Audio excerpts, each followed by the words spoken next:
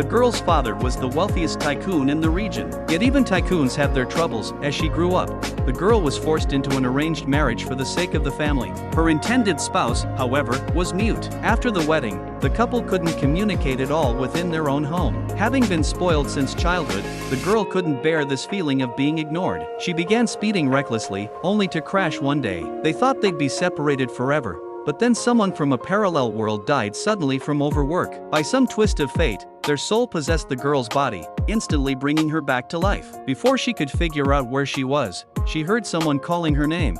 It dawned on her she'd soul transferred into the body of a wealthy wife in a novel. Just then, the original owner's memories flooded into her mind.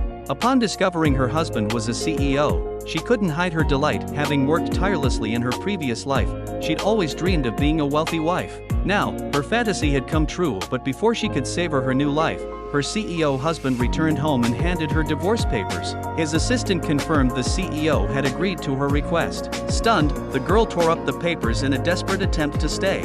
Worried he might glue them back together, she even swallowed them whole. She then declared she wouldn't divorce him and would give him enough children to form a soccer team. The CEO was stunned by her sudden personality shift. He never imagined his wife, who had always despised him, could become so endearing overnight. He suspected the car accident had damaged her brain. Recalling her past behavior, the CEO still gave her a cold shoulder. Yet to his utter surprise, as he poured a glass of water and prepared to return to his room, the girl called him back, insisting they sit down and talk. The CEO hesitated, but she ignored his reluctance, pulling out a chair and practically forcing him to stay. He resorted to writing to communicate, only for her to glance at his handwriting and declare it as beautiful as he was. The CEO found himself increasingly baffled by this wife of his. The next day, colleagues were baffled by her sudden personality shift. Even more surprising, she eagerly volunteered for work for the first time.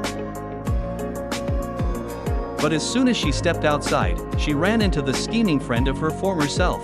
Familiar with the novel's plot, she instantly spotted the recording device in the car. The friend intended to lure her into saying hurtful things about the girl and the CEO to drive a wedge between them. To her friend's shock, the girl declared she was living a life of luxury, unlimited money and servants at her beck and call, leaving her friend nearly unable to maintain her composure.